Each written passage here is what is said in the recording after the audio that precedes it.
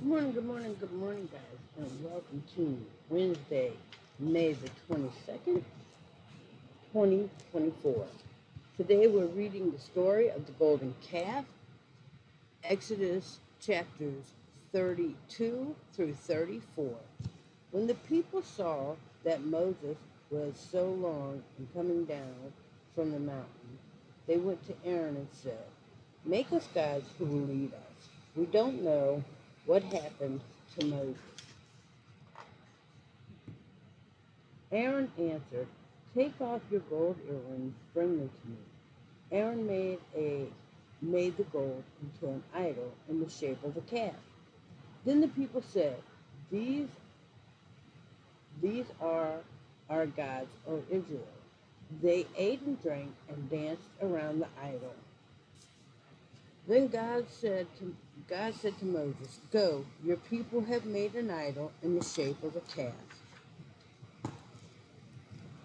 Moses went down the mountain with two tablets in his hands.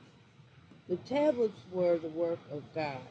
When Moses approached the camp and saw the calf and the dancing, he was angry. He threw down the tablets, breaking them to pieces. He took the calf they had made and burnt it in the fire. Then Moses said to the people, "You have done a great sin, but I will go to God and ask for his forgiveness." All right, so in waiting for Moses to come back down the mountain, the people got impatient and decided, okay, God's taking too long, Moses is taking too long, we're going to go do our own thing. And in doing your own thing, this is the takeaway message from today's reading.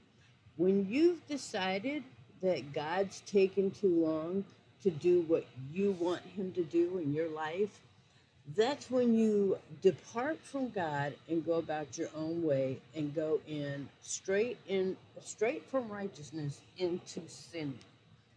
Because God doesn't move in your timing, in your demands, in your fleshly way of thinking and needs. He is a divine, righteous, spiritual being, and he moves when it is righteous to move, not when it is fleshly to move.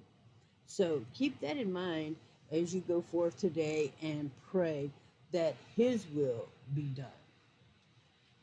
So when I pray, I say, "God, this is what I'd like, blah, blah, blah, blah, blah.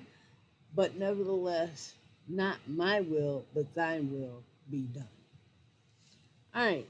Today's wisdom verse is Philippians 4 and 8. Fix your thoughts on what is true and honorable and right and pure and lovely and admirable.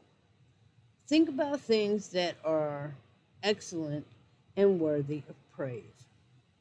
All right, guys. So then, that's your thought for today. Now, today's Old Testament history is the books of poetry contain poems, stories, and proverbs about Israel's spiritual life.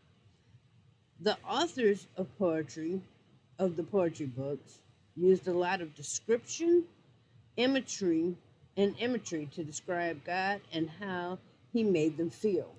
Okay, so don't forget we are this week going over the history of the Old Testament and the books of the Old Testament. All right, guys, let me wrap this up and get it out to you. Tomorrow is Thursday. I can't wait for the weekend open mic or open talk, Bible talk, because I've got some interesting subjects that I'm thinking about and toying around with.